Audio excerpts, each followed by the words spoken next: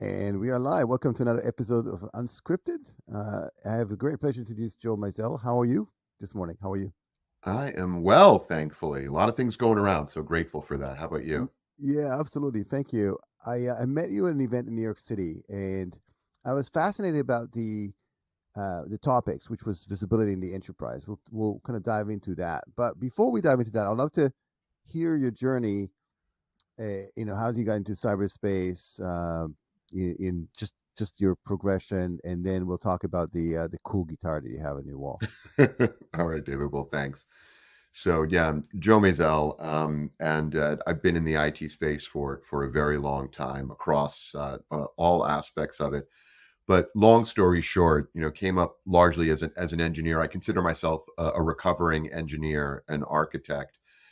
Spent many years in financial services at various firms, including Credit Suisse for a long stint, doing infrastructure engineering. Moved into enterprise architecture, then got the opportunity about 7 years ago to move over to the business side of IT and work for a large system integrator, Dimension Data at the time, which became NTT, and so have since moved into areas that were actually very close to or adjacent to things in my career around engineering and architecture. We were always interacting with the operational teams, right? When anything that you built, you had to engineer and architect so that it could be operational. And so the move then into observability and IT operations was kind of just a natural shift, something I always cared a great deal about, and noticed that organizations that succeeded with their engineering products always did a good job with getting things to the operation side, including getting the security pieces right. And so, but you were not always like an architect. Like it took you a while to gather that experience in dealing with large enterprise. Do you remember like the early days? Did you have to fake it until you make it? Because you were dealing with large enterprise with a lot of issues, and coming in as a subject matter expert and trying to figure things out. And it's such a moving target, right? Like technology is ever changing. Whatever visibility was always there, but now it's called something else, and it's always like this shift in technologies. How did you manage to kind of do this on the job training and become very proficient in the space? It's funny. I think it's always that, isn't it? It's always fake it till you make it to some degree. Being, or as I like to say, being a week ahead in the reading, being keeping up. And we all, I think all of it, all technologists that have had success in this area do this. You keep up with the latest trends, you understand what's going on, you do your very best to avail yourself of whatever information is available. That started with me back, I actually got completely started in this business, putting up one of the very first businesses on the internet. It involved music and learning how did we encode music and video back in the 90s, and then parlaying that into providing audio and video online services for a bank, et cetera. Always just trying to stay 1 week ahead in the reading, and it really isn't. And candidly, I'm still doing the same thing, to be honest. And it's a very candid response. But even with that said, there's a certain aptitude that you had to have to be successful in your role. And I always ask these people that are in the space for a while, what do you think made you successful? You are a musician as well. This is your kind of your side passion, if you use. But and by the way, I've seen it's really remarkable. You'd be amazed how many musicians there are in the cybersecurity space.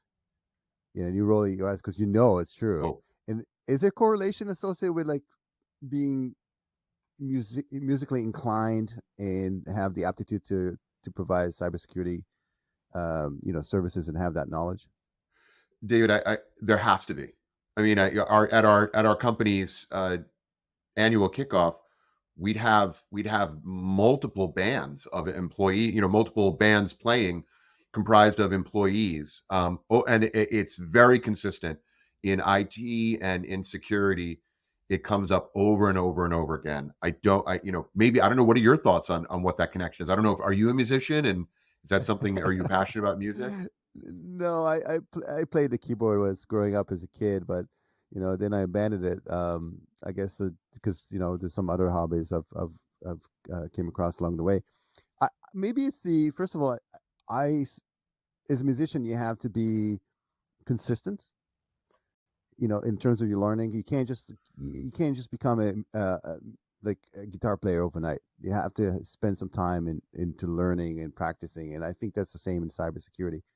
So that discipline associated with acquiring knowledge over time is something that lends itself really well to become a cybersecurity professional. So I think that's kind of number one thing and again, I'm just kind of brainstorming here what that would that be, and they're saying that music has a lot of logic. There are the mathematicians that are also musicians, so there's some correlation between the two. And in cybersecurity, is a lot. Let's face it, a lot of zeros and ones. The underlying affected. So I think there's something to be said about that. So those are kind of my 2 cent hypothesis about why was that the case. Well, But yeah, I think you're spot on, and I'll go just a little bit further and see if you agree with this.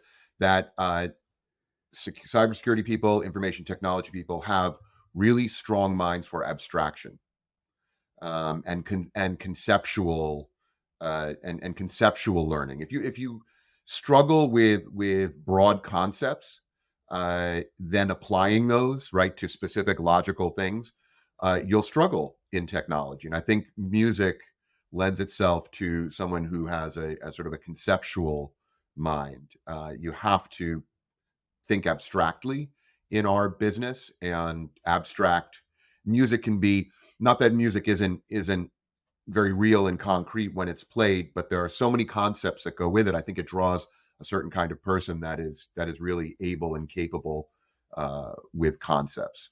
yeah, I love that, and it's the interpretation of how you play that instrument. I think matters, and I think that's the same for there's a lot of leeway associated with for example, even devising security controls. You can there's NIST standards, and then you You can got it. interpret it in several different ways.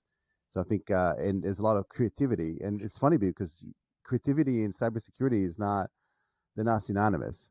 But I think there's definitely something to be said about being creative. So and so I maybe towards the end, if you're comfortable, maybe you can bust a few tunes. We'll see. Um, I'll spare you. Or maybe hey, another listen, this time. is this is your chance to do a debut of your skill set. Maybe we can do that for the next episode. I appreciate Um, that, though. so, but I've had a musician that did a phenomenal job at busting the piano. He had the piano in the back, grand piano, and it just turned around, and it was pretty amazing. It wasn't That's cool. completely That's really unscripted. cool. So let's talk about the evolution of the enterprise. As somebody who's done it for a while, and we've seen the explosion of architecture across the enterprise.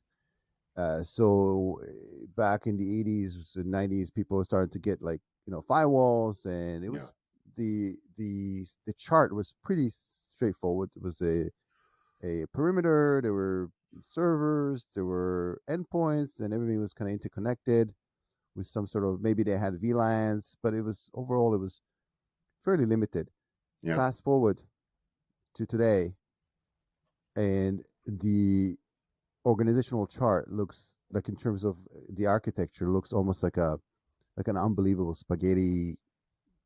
Has its own being almost, right? Um, Yes.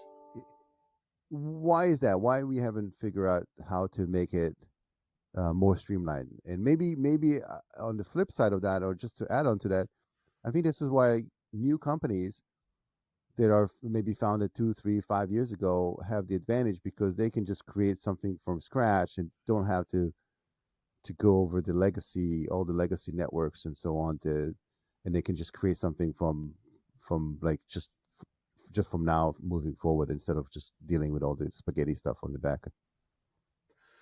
It's interesting you say that. I was actually thinking about that right before our discussion about the difference between a kind of born in the cloud or cloud native organization, and most organizations which predate cloud and DevOps concepts, right? So organizations built their people structures or organizational structures around, again, exactly as you outlined, the kind of legacy way of doing things. Problem is, obviously, they're still doing those things. So in that structure, when you add more complexity, and that's really what we're that's why you said there's a complex and crazy org structures are just mirroring the complexity of the technology, right? So as we layer in more and more complex technology and concepts, as we talked about, things like zero trust and other ways of organizing networks and applications, the for worse, I think the organizational structures are mirroring that complexity, much to many companies' detriment, right? And so, what I see over and over is that when, especially in the operational environment, when things break or things go wrong, it's very hard to figure out what's happening because you're working across many different teams. Combine that with a understandable and relentless drive to push costs, to get rid of cost by using sourcing partners, et cetera. And now, not only do you have a very complex organizational structure because you have domain expertise, you have people who are in their specialized area. It's understandable that, let's say, cloud will be stood up as a new silo, but then you introduce a third party to manage that and operate that.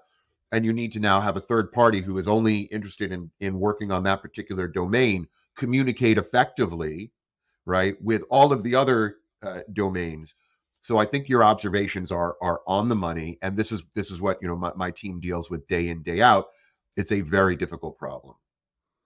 And so, but when somebody think observability, observability, and then visibility, and this is not new. It has always been around. So if I remember, NetFlow aggregation Yeah, for networks was a thing. There were a lot of companies were doing that for a while. yeah. Network logs, all that was run for ages and ages. Oh yeah. What changed? What are we like? Why is it all of a sudden became front and center as something that was kind of brand new, even though we've had some of these capabilities for a while? Yeah, I think the answer is that it's as so a couple of things.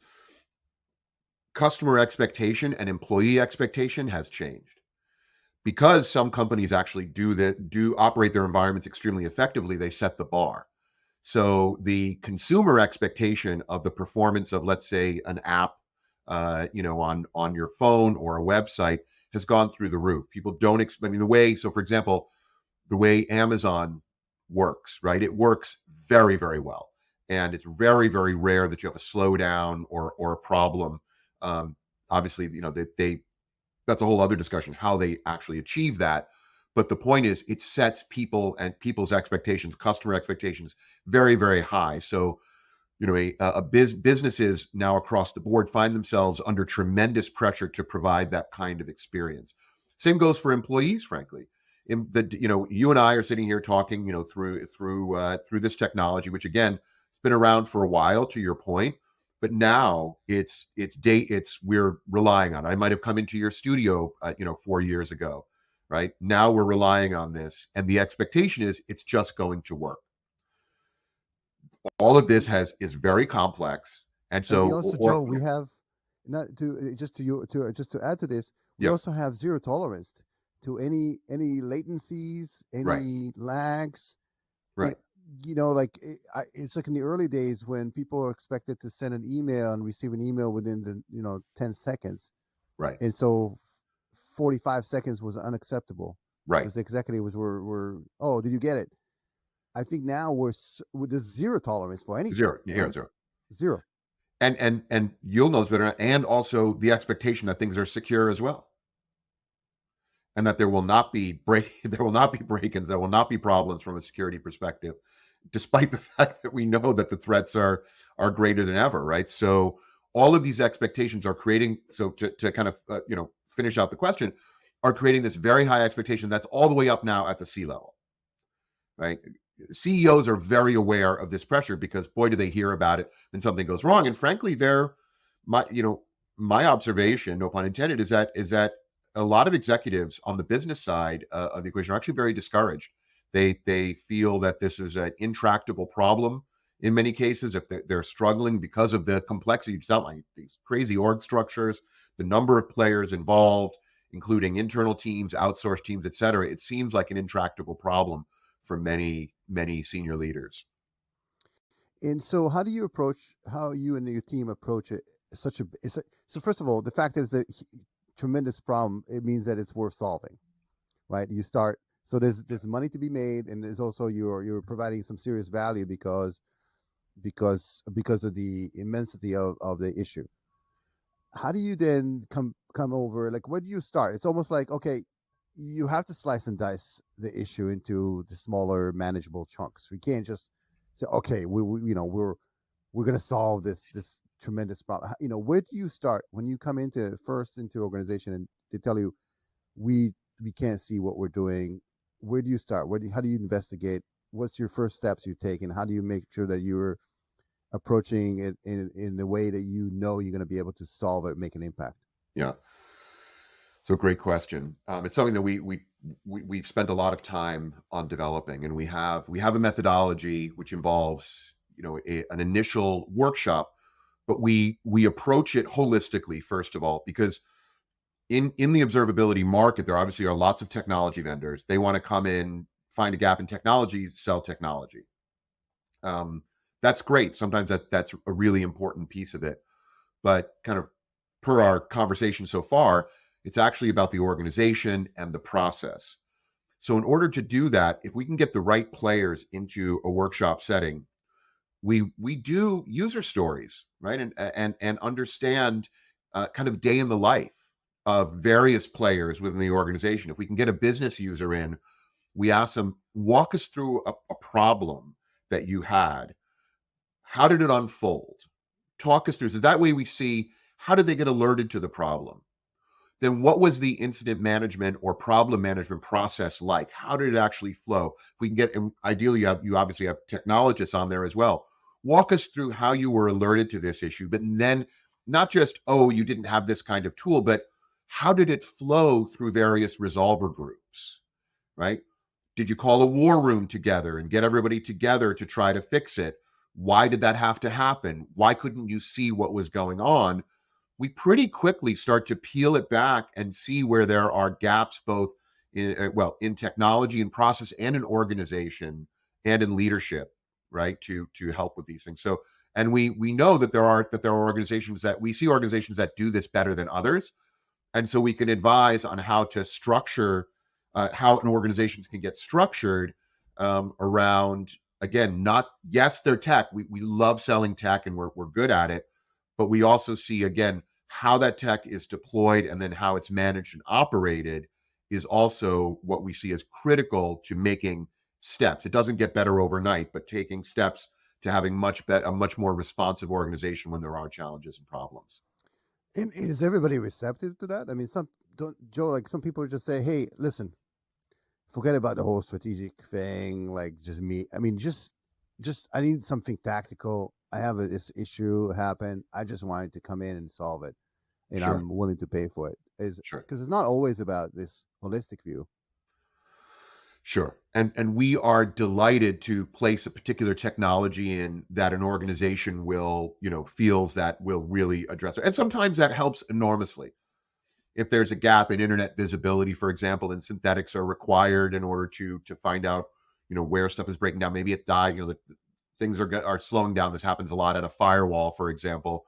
We just want to see that. Okay, we can address that tactically, and it will likely create some kind of incremental improvement. Uh, but generally, there is always room for improving how that information that is gathered from the tool is then leveraged across the various service management processes.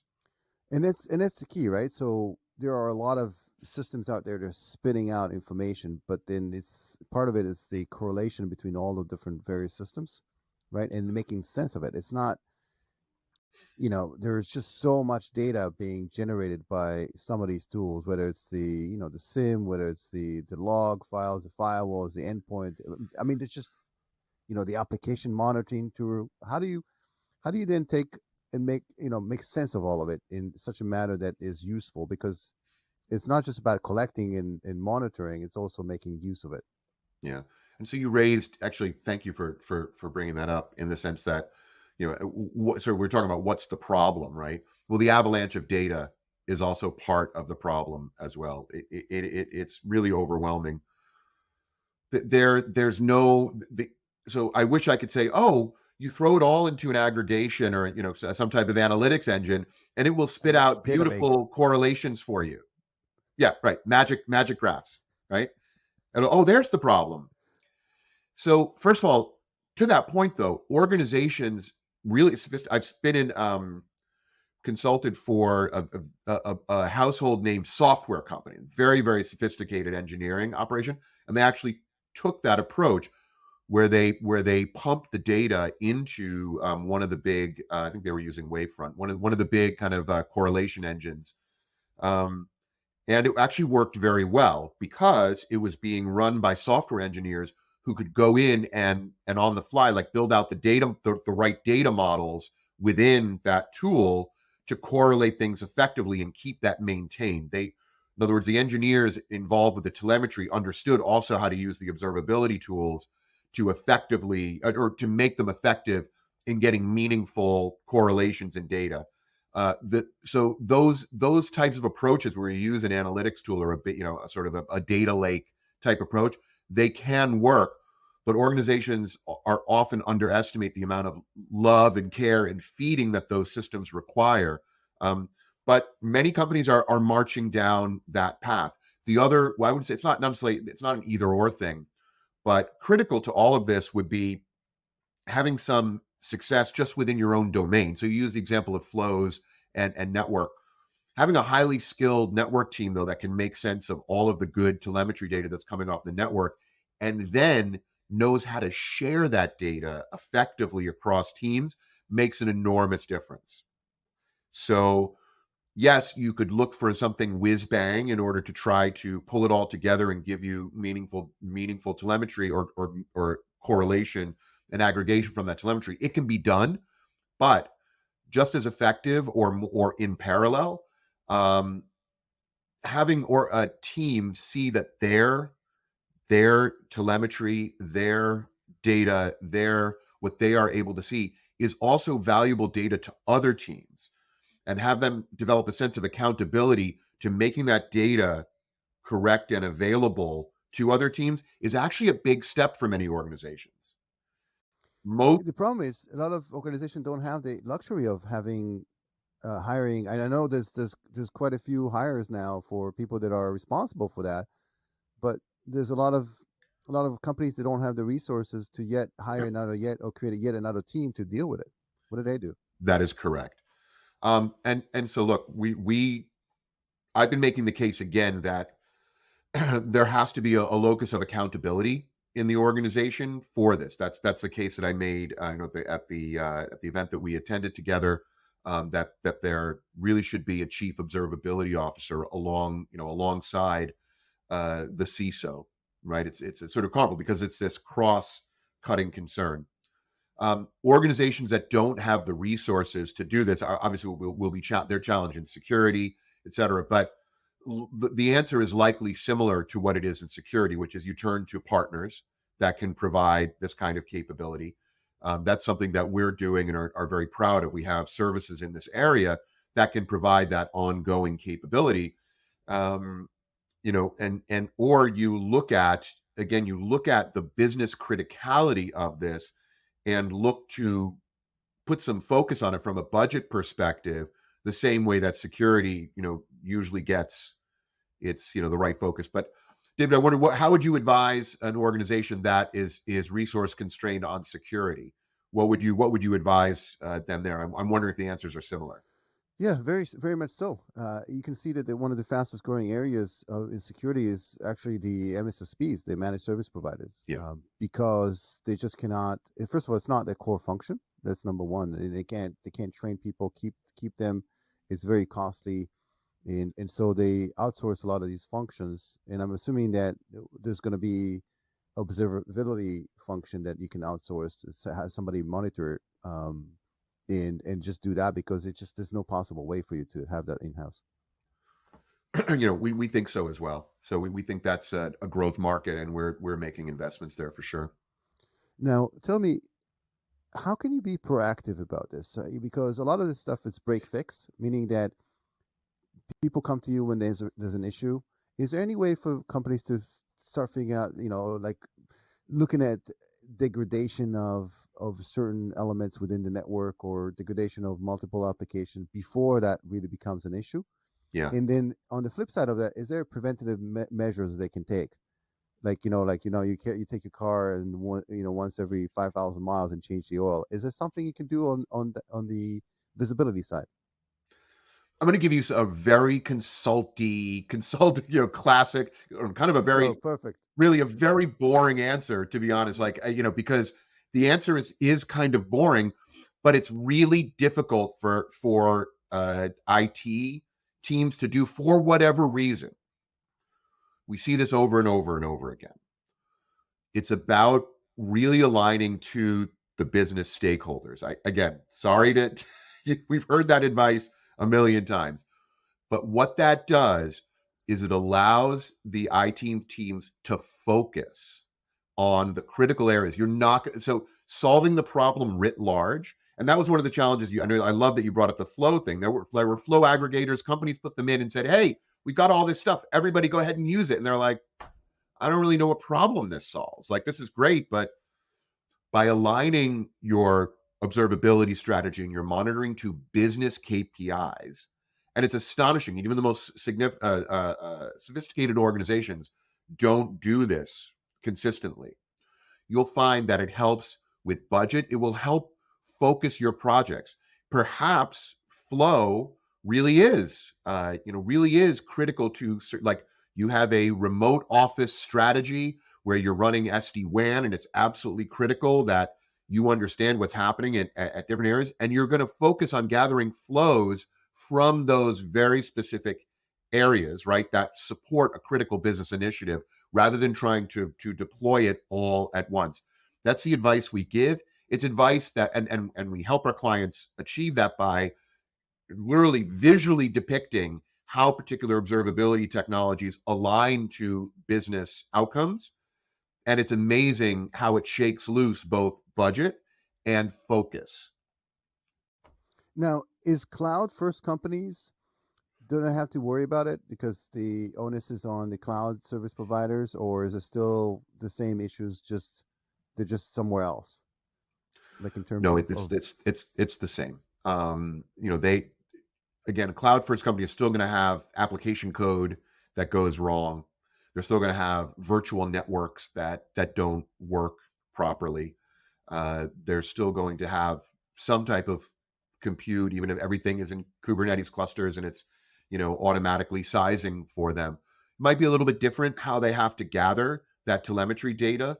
Looks a little different from cloud providers, but no, the challenge is the same. And as they grow, right, they'll face the same problems of having the right process in place, of having issues between communications between specialized teams. So I think it's the same problem, it just shifts a bit, moves around. and in the cybersecurity space, there are certain levels of maturity, right? There are companies that are. It's almost like there's a curve where some organizations are just, they're way ahead. The financial, for example, are more advanced, and then your manufacturers may be like a little less. Is that there's a curve in the maturity levels in terms of where the organizations are in terms of visibility and observability? Yeah, Like, thanks. is It's a that great something like question. So the short answer is yes. And there have been various maturity models in this space that have come out. The one that we use and we like came from the Open Network Users Group, ONUG, and it was developed by industry. So rather than a consultant to Gartner, Forrester, IDC developing a model and saying, "Here, this is what we see," rather you had large banks, retailers, manufacturers get together and say, "This is what we want," right? And this is what we see. We really like it. Classic, kind of 1 through 5, 0 through 4, what you preferred enumeration. And but at the end, that the highest level of maturity is complete alignment to the business transactions, and obviously then automation of actions based on what your observability tools see. Uh, Starting at the most basic level would just be having CPU, disk, memory, data available, then all the way up through kind of the interim layers of more sophisticated monitoring, including synthetics, APM, proper NPM, those sorts of things. So there very much is, and it's one that we lean on heavily, and it really helps organizations see where they are, and then where they want to go, where they want to get to. And where do you start in the journey? So in the cybersecurity space, they tell you, okay, there's a certain level of hygiene. Just go down, come down to the basics. So have your two-factor, multi-factor turned on. Privilege escalation. Just you have basic things you can do to elevate your security levels to the nth degree just by doing these basic. Are anything like that in your world? Yeah.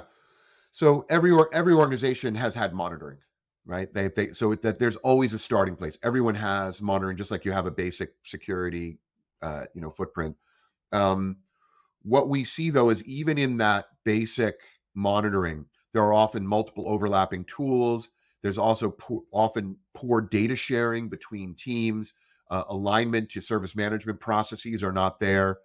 So the foundation to grow is frequently not in place, and so that's a great starting point. It's just like where are you with your kind of core monitoring capability, because we're going to need to build on that. We can't do without that. We're not just going to magically, get this tool and come in and then it's all done. You're going to be building on that foundation. If the foundation is shaky, we want to know, and we want to fix that foundation first before we start adding in additional layers of complexity. But speaking of which, if you go down that path and say, like let's say you're responsible for that project and you come back to the CIO and say, "Hey, I need this tool," and they come back and say, well, "Hold on for a second. Do we have like 4, 5, 6 different systems in place that's supposed to do monitoring?" Yeah. How do you then justify revisiting this topic and creating yet a new project associated with something like this? Yeah. Well, there's a reason that we're there. That if we are brought in, right, and it could be because exactly as you say, we're doing this right now. We have a tools assessment that we do, and we most of the time we find exactly what the CIO said, which is, wait, I remember signing off on 4 different purchase orders for stuff that kind of does the same thing, but they said they and really it's needed it. and it's not cheap, Joe. This It is is not. not cheap. If infrastructure is very costly. So we're brought in to provide that outside set of eyes to advise on consolidation of those tools. You definitely have overlap here. You need to I know this was the network team's favorite tools, this was the data center team's favorite tools, but they really do the same thing. You need to consolidate there, drive those costs out, and then let's reinvest that where you have gaps, because you also have gaps here. You're not actually looking at your paths to cloud, for example. You're not keeping an eye on your DNS services in the cloud, right? And so when we know, and then anecdotally, we look at where there's been specific outages and problems. We say, had you had your core monitoring in place plus this additional layer, you would have caught it. Let's drive the costs out of those redundant tools and invest them into where you have gaps, and let's get the process right in the meantime. And don't you get a pushback for some of these business units or IT units to saying, "Hey, we don't take this tool away. This is what we use all the time." Because it's all about resistance to change, and you're dealing a lot with people in multiple in a large organization, especially. You have multiple business units that are responsible for certain areas of the business, and now that okay, you tell them, okay, hold on for a second, this tool is redundant, or I want you to use this other tool or consolidate tools. How do you deal with that kind of nuance in terms of the who does what in the organization? You are clearly very experienced in this space. You know how things actually go in the real world. Yeah, that happens every time. And again, I have to give like the consultant answer. It's trite because Love it's it. true, which is you need to start the project with executive sponsorship, right? So if in the initial project kickoff you had the CIO or C-level person in there, and it's their initiative and they're pushing the tools assessment, it goes a lot better than if it's done from just from a lower level operations team is the sponsor. They'll start arguing, and then no one really has the authority to say this is what's for breakfast, here's what we're doing. And so it always goes more smoothly with executive alignment. because then it becomes very clear they're going to have to choose when you've got the CIO saying, pick one. And so observability, was it always this C-level discussion? Because cybersecurity just became one a certain time. I mean, maybe a few years back when Yeah, all of a sudden there was liability associated with it, yeah. corporate liability and so on. Is this also true in this particular area? That's what we're seeing. We are seeing that outages, prolonged slowdowns, uh, the the business impact of that has made it a C level or even board level discussion. As I said, because of all the factors that we talked about, the relentless pressure from customers and employees, the avalanche of data, and other fact, and of course the complexity, right, of these environments is now again has bubbled it up all the way to the board. And how do you justify the spend? What's the ROI it looks like? And I know in cybersecurity, you quantify the risk associated with potentially having a breach and what's that kind of cost you. And then so you say, okay, that's the outcome. We reduce the risk by 50%. And so there's certain almost like matrices you can use. How do you bring that over here? Yeah. So a couple of areas. I'll give a concrete example of where we went into. We were working in healthcare. We were dealing with a hospital. They have an application that organizes or controls or manages. It manages is the right word. Blood transfusion. The blood bank app. That they can't provide transfusions of blood without this application telling them again that the blood matches correctly. It's available here. This is something you It's cannot mess up. You mission have critical. it's completely critical to patient care. They had a serious slowdown in this app where it was, I mean, it worked, but it was so slow that it impacted patient care negatively. Very And, serious consequences and Joe, for not having proper observability let's on your system. let's that sink in for a second. I think we have to pause for because that's some very very serious consequences. And you didn't even say that it wasn't working. It was just a slowdown associated with it. Because sometimes you have to provide blood transfusion like now. It's You cannot emergency. wait. Yeah, you cannot wait for 2 minutes. It's so critical that patient can like just die. Um, that's insane. So that's something that's really critical, and I think that's really materialized the whole area because we talked about abstract with this story. Now you brought it into something that we can all relate to. That's right. And when we use that example with the hospital executives, it's there there is there is a it's not it no longer becomes even a question like, well, we have to deal with that. That's our we if we are not providing patient care or people are dying as a result of an application slowdown, then we're not fulfilling our mission. And so that then it becomes it's no longer a question of budgeted spend, right? It now becomes unbudgeted spend. This absolutely has to be fixed now. So framing it in that, I mean, again, consultant talk, the business problem, but that's what we were talking about here. The hospitals are in the business of saving lives, and when it impacts patient care, uh, it changes the conversation with senior leaders. And I imagine security is the same thing as well.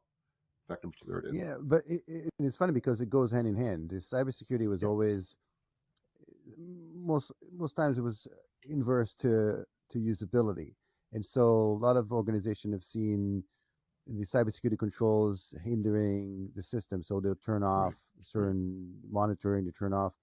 But you cannot do this. This is part of the areas I guess that you are also dealing with. That you have to have by design, you have to have the cybersecurity controls as part of the system because if you don't have those and you have an outage due to ransomware, you have due to whatever the case may be, then the impact on the business is even more severe.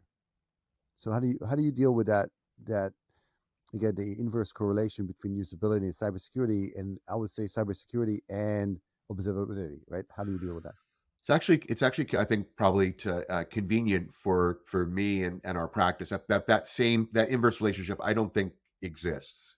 But it does introduce, of course, additional cost new ways of organizing, additional discipline, um, and ongoing kind of strategic investment with observability. But fortunately, that particular, and the difficulty of implementing cybersecurity controls in terms of how it impacts users is not the same, frankly, for observability. That is where it is quite different. It's same in terms of being a true cross-cutting concern. There are also important touch points between security and observability when it comes to things like log management, packet capture, et cetera. These are touch points.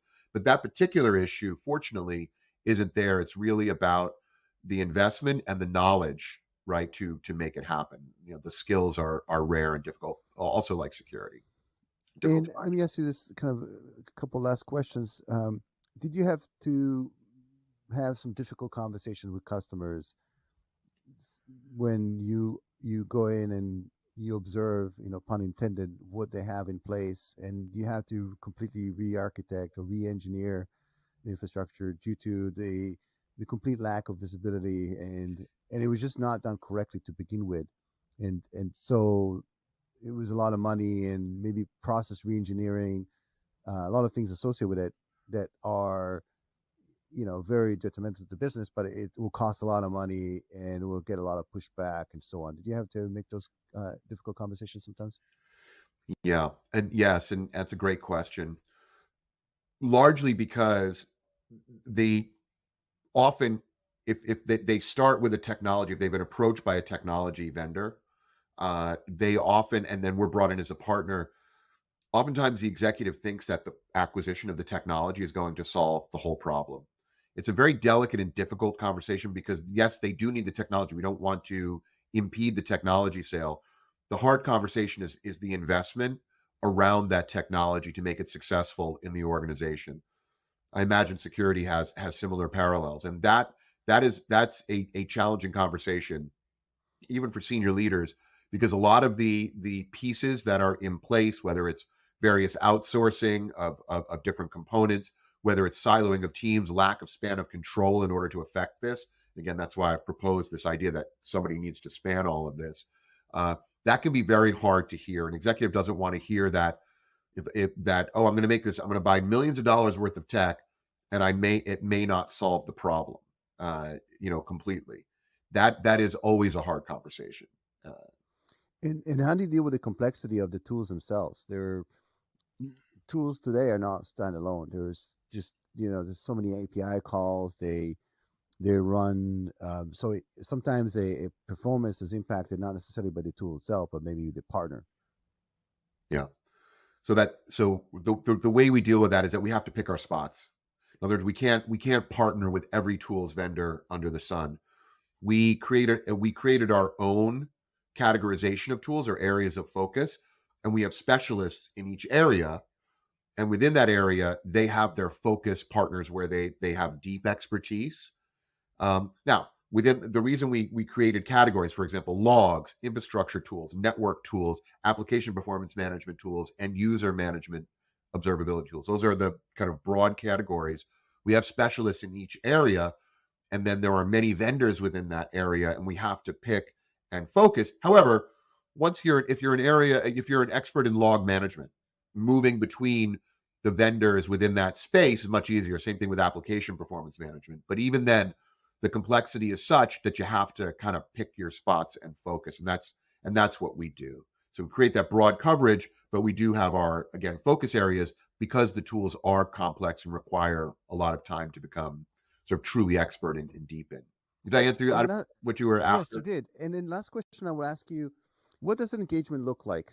In terms of like when you there's a, I mean, and we talk about holistic and strategic kind of like come in and you help them through that journey because it's not something like that you come in and solve within Yeah. overnight. Uh, how do you provide that impact right away? Because everybody wants to see like the ROI right away, and how do you design that journey, and what does that look like on the other side? Yeah, thanks. We have a process for that. So thanks. It's a great question because it is challenging. So first of all, the initial engagement is designed to be really low friction. So 2 2-hour sessions to really understand, get under the covers a bit, understand what's going on. From there, we provide a roadmap with a lot of options. So in other words, and we go through once we kind of give a proposal, like here are many different areas where you could work. We align those to business outcomes, right, as good consultants should, and then we work with the client to prioritize those different areas based on the kind of outcomes they're going to provide, because you're not going to solve this all at once.